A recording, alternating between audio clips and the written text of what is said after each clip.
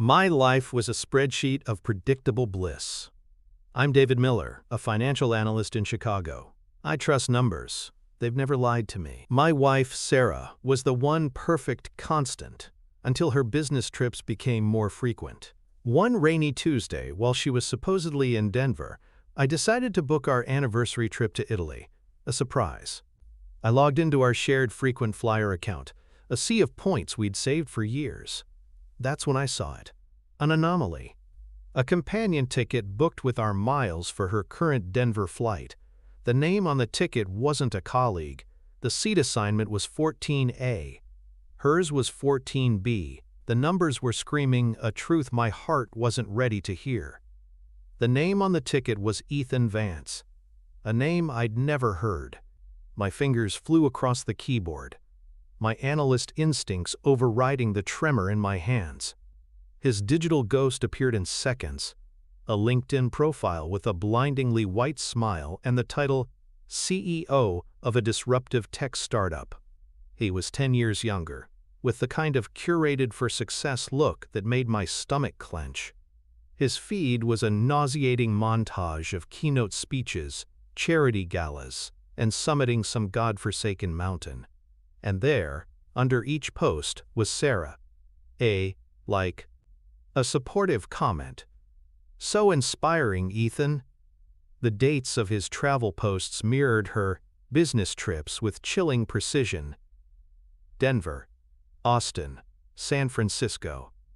This wasn't a random affair. This was a meticulously planned second life, funded by my hard-earned miles. I stared at his picture, the smug confidence radiating from the screen. He was everything I wasn't.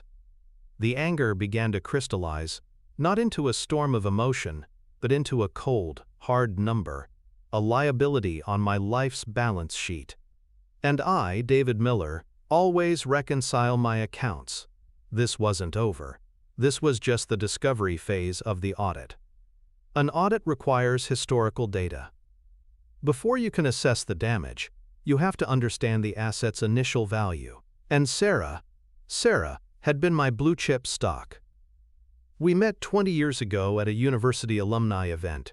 I was a junior analyst, all charts and nervous energy. She was in marketing, radiating a warmth that defied any metric I knew. She laughed at my terrible jokes and talked about wanting to see the world. I saw our future mapped out like a perfect projection.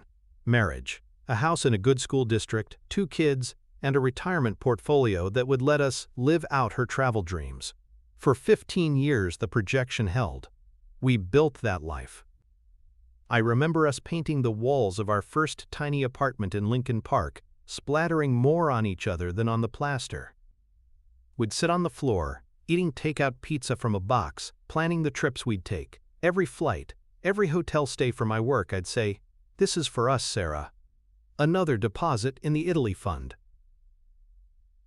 Those frequent flyer miles weren't just points. They were the bricks of a promise. The shift was subtle, a gradual cooling.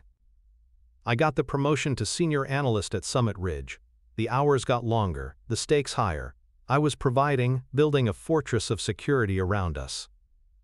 I thought that was my job. I thought it was what she wanted. I missed the signs. Her book club nights that ran later and later, the new, expensive workout classes. The way she'd look at her phone and smile, a private, guarded smile I hadn't seen directed at me in years. I remember standing in the kitchen about a year ago, looking over quarterly reports. She leaned against the counter, swirling a glass of wine. "Don't you ever just want to drop everything and do something unexpected, David? Something with a little risk?" I didn't even look up from my laptop. Risk is for the market, Sarah. At home, I prefer stability. It's a better long-term strategy. The silence that followed should have been a screaming red flag. It was the sound of a door closing. She wanted risk, and I offered her a dividend check. So she found it elsewhere. She found Ethan Vance, the human embodiment of a high-risk, high-reward startup. And she used our carefully planned, stable, long-term future to fund her new venture. Looking at his smug face on my screen, the memories weren't warm anymore. They were line items in a long and devastating report of fraud. Our life together wasn't a blue-chip stock. It was a shell company, hollowed out from the inside.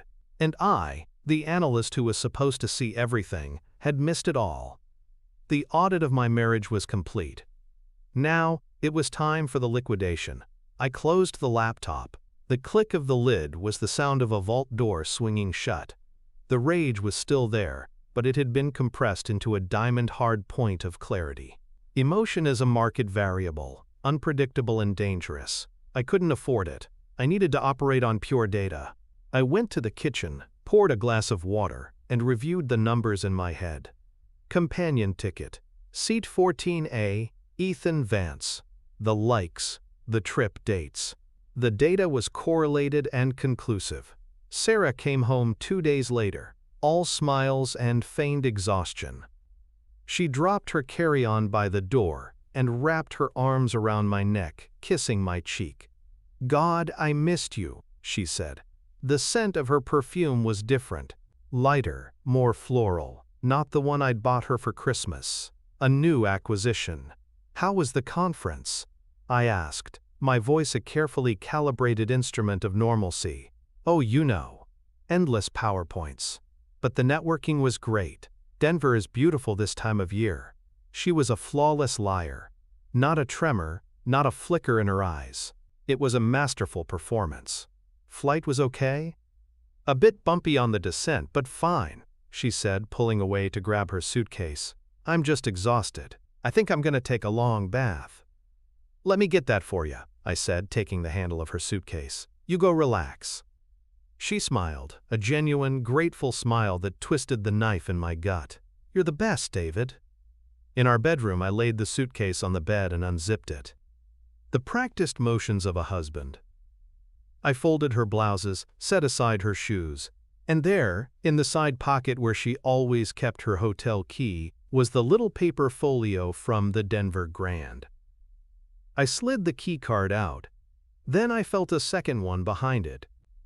2 key cards for room 1708. My breath didn't catch. My heart didn't pound. It was just another data point. Confirmation. One for her, one for him. Efficient. I put one key card back and slipped the other into my pocket. Tangible evidence.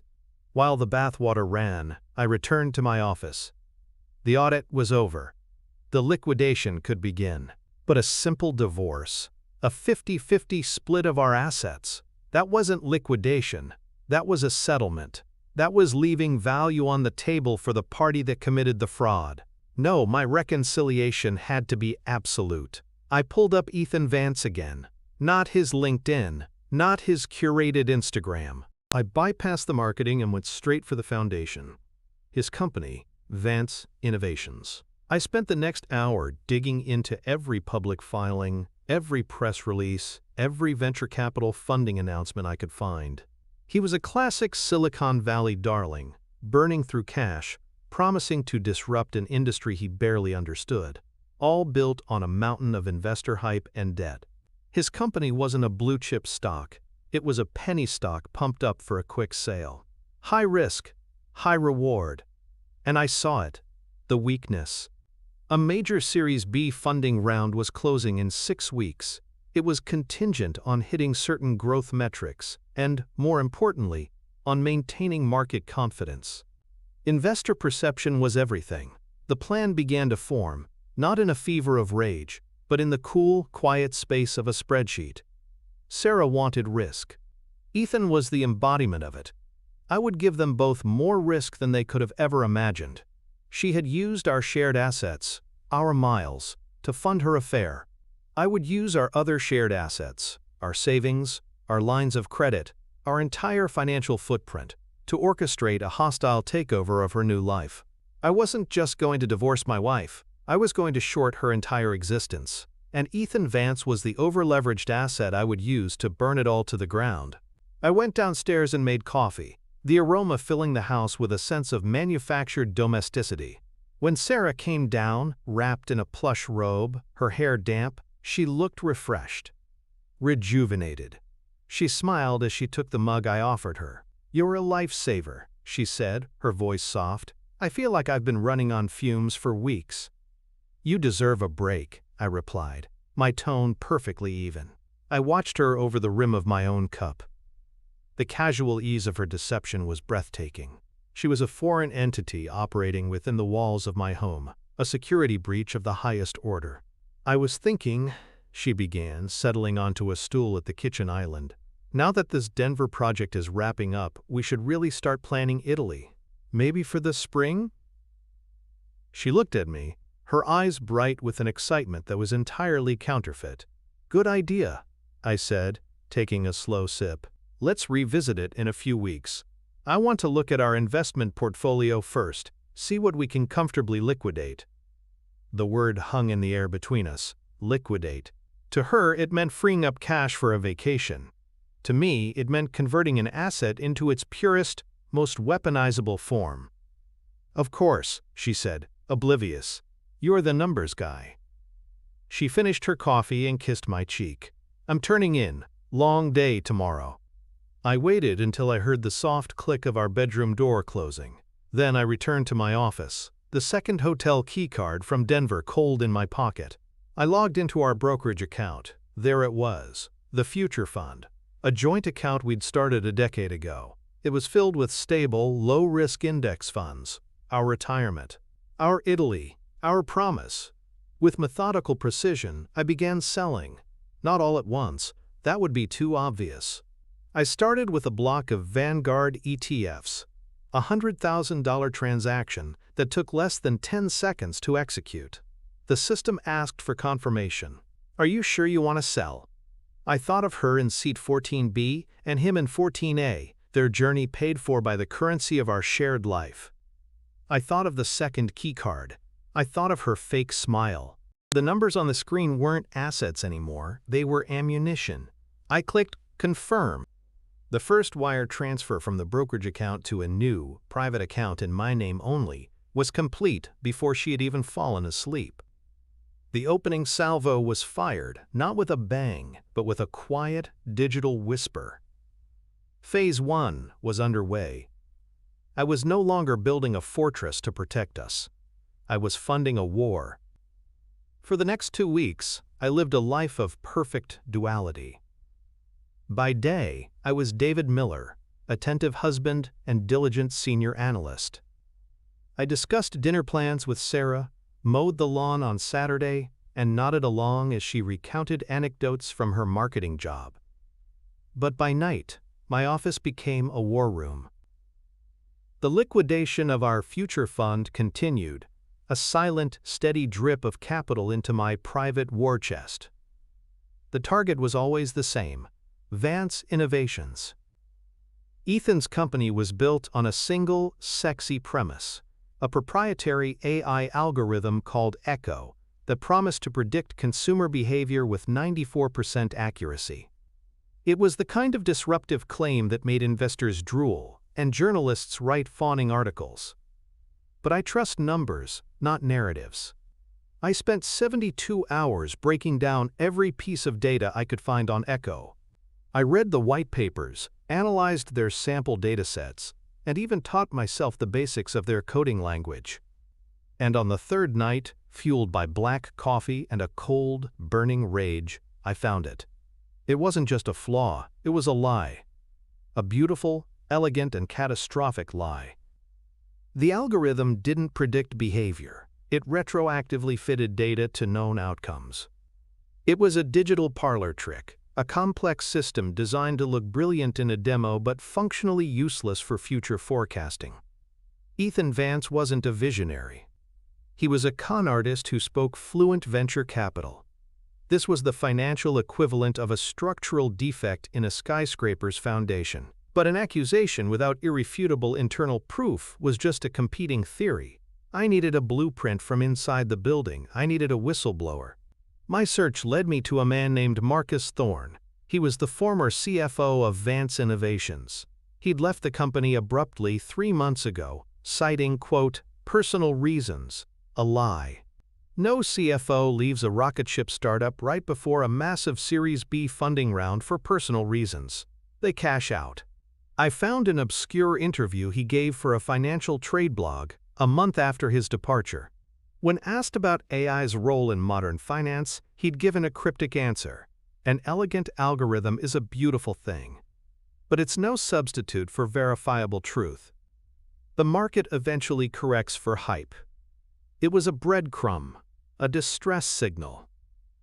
Setting up a secure communication channel was second nature. A burner phone bought with cash. A Proton Mail account with a randomized name. I reached out to Marcus Thorne with a simple, untraceable message. Subject: Echo. The body of the email was just 6 words. The market eventually corrects for hype. I didn't have to wait long. A reply came 2 hours later. Who is this? My response was calculated to appeal to a man of finance, a man who, like me, had been betrayed by a system he was supposed to manage. I didn't mention Sarah or Ethan. I framed it as a professional inquiry. I'm an independent analyst conducting due diligence on Vance Innovations for a private equity firm. My preliminary findings suggest significant predictive modeling discrepancies in the Echo algorithm. Your quote suggests you might have similar concerns. I believe in verifiable truth. And I believe a significant market correction is imminent. I had baited the hook with the 3 things a man like Marcus would understand: money, reputation, and the intellectual satisfaction of being right. We exchanged a few more cautious messages before he agreed to a call on a secure line. His voice was clipped, wary. What do you want? The truth, Mr. Thorne, I said, my own voice flat and steady. I know the algorithm is a sham. I've back-tested their public data. It's a reverse-engineered model, not a predictive one. I want the internal reports that prove it, the ones you wrote before you left. There was a long silence on the line. I could hear the faint sound of him breathing. Why should I help you? This could destroy me. Because Ethan Vance built his company on a lie and put your name on the financial statements, I said, pressing the nerve. When this implodes, and it will, the SEC won't care who was the charismatic CEO. They'll care which CPA signed off on the fraudulent projections. You have a choice. Go down with the ship, or hand me the lifeboat. Another pause, longer this time. What's in it for you? He finally asked. Reconciliation, I said. I'm just balancing the books. 2 days later, a file appeared in my encrypted inbox. It was everything. Internal quarterly reports showing Echo's real-world failure rate at over 60%, worried emails from the lead engineer. And the crown jewel, Marcus's own internal audit, a scathing 30-page report he'd presented to Ethan, complete with a formal recommendation to halt the Series B fundraising until the algorithm was rebuilt. A recommendation that had been ignored. I spent the next night crafting my weapon. It wasn't a sloppy email of accusations. It was a professional, dispassionate, and utterly devastating due diligence report. I titled it, Project Nightingale, an independent risk analysis of Vance Innovations. I embedded Marcus's documents as appendices. I included my own analysis, complete with charts and projections showing the company's cash burn rate and the inevitable collapse once the truth about Echo came out. It read like it came from a rival VC firm, a meticulous surgical takedown. Sarah was oblivious. One evening, she came into my office while I was putting the finishing touches on the report. She was holding 2 glasses of wine. Taking a break? She asked, her smile bright. She glanced at the complex charts on my screen. Looks intense. Big project at work? Something like that, I said, minimizing the window. Just reconciling some accounts. Well, I saw an article today about Ethan's company, she said, her voice casual, but I saw the flicker of excitement in her eyes. They're about to close a huge round of funding.